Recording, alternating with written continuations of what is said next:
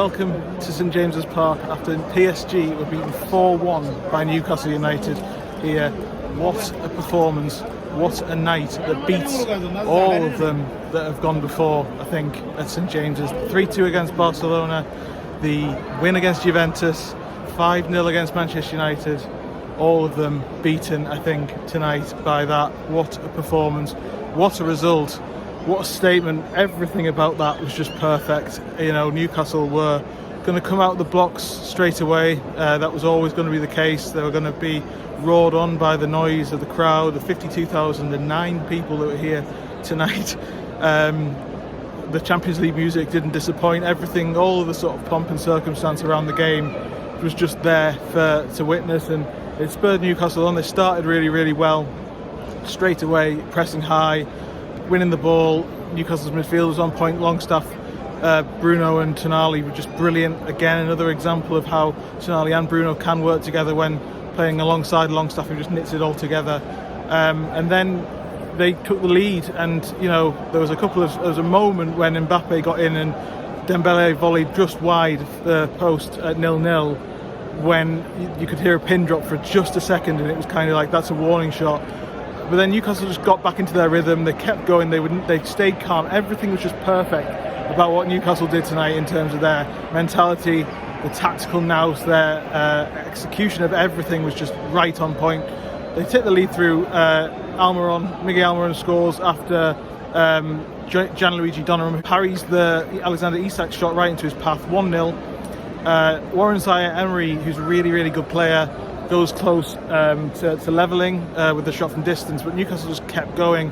Dan Burn scores a header that's just over the line from Donnarumma. Again, Donnarumma probably should do better. There's a VAR check for a few minutes just to see if Bruno Guimaraes, who crossed the ball, was offside. He wasn't, but you could see in Dan Burn's reaction that it was worth every minute of that wait. That's Dan Burn's history moment right there. That's his legacy secured. 2-0 at half-time, Newcastle absolutely cruising, but you think PSG are going to come back. 5 minutes into the second half, and another Geordie scores, another local lad, Sean Longstaff. Again, though, Donnarumma right under him. Gianluigi Buffon against Newcastle 20 years ago, as I just mentioned about Andy Griffin, same sort of thing, under him, goes in. 3-0, Newcastle are cruising, and you think, okay, where can Newcastle go from here? What can PSG do in response?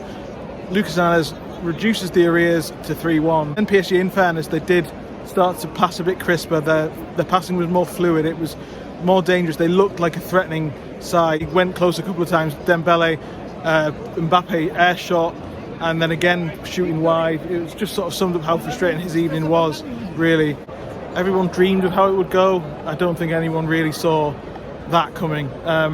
Just, you know, as I say, everything beaten that I've ever seen in this stadium. Just tops everything. I mean, all the talk of Mbappe and against Trippier, he didn't really get a touch in the first half. The ageing legs of Dan Burn dealt really well with Ousmane Dembele in the main as well. There's a couple of shots from Manuel Ugarte, who is a really good player, but again really struggled to sort of dictate that play. And I think seeing Newcastle at the defensive best again, where they're really good in the box, they're very difficult to break down because the ball isn't getting through that midfield. That was the case last season. If you remember the first half of last season, it wasn't that Newcastle were blessed with pace. That's never been the issue, and that's been exposed in more recent months. But the fact that it isn't is because Newcastle's midfield wins the ball so high, and they just create such a block. They're so fluid that they're everywhere. So the ball very rarely gets through there. And then when it does, they're defensively in terms of defending their own box, they're absolutely spot on at that as well. Even without Sven Botman, and you've got to remember that was Jamal Lascelles. Everyone was talking in the build-up about whether he could handle this occasion, and he just stepped up again. It was like everything was perfect. There's two or three players on that pitch who you wouldn't even dream of putting in PSG's team, but they absolutely towered above them all night, and it was just because everything was on point.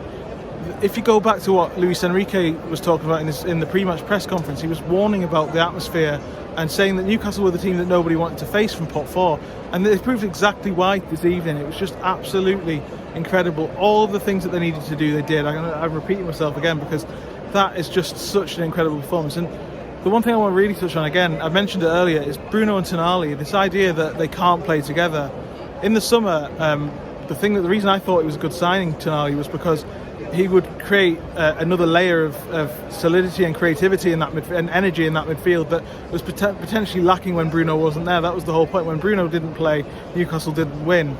Well, when Tonali's there, the idea is that they are doubly as creative, doubly as energetic, and at a higher level, in a higher phase of the pitch. And when he's not there and Tonali is there, then they maintain that quality, they maintain that creativity.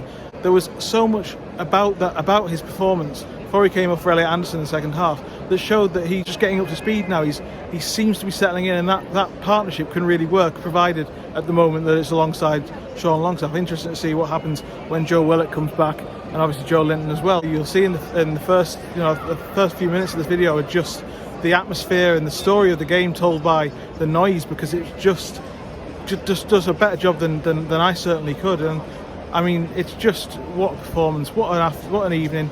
Borussia Dortmund are up here in a couple of weeks' time, and you really wouldn't fancy them coming and dealing with it. So I think they drew with Milan tonight. So Newcastle are top of what is called the group of death. They're expected to struggle by a lot of people, but I don't think people, as I said, Luis Enrique yesterday was expectant of this atmosphere, and you could see that he was a bit concerned about it. Lucas Hernandez constantly talked about it as well, but there was just no space for Mbappe to do his thing, no space for Ousmane Dembele to do his thing, and the diligence of Newcastle to keep that up all night, especially in that second half when there was a threat of the tide turning, was just incredible. Please continue to like, share and subscribe. I really appreciate all the support, particularly from that last video, the press conference video, and I'll see you next time. Cheers.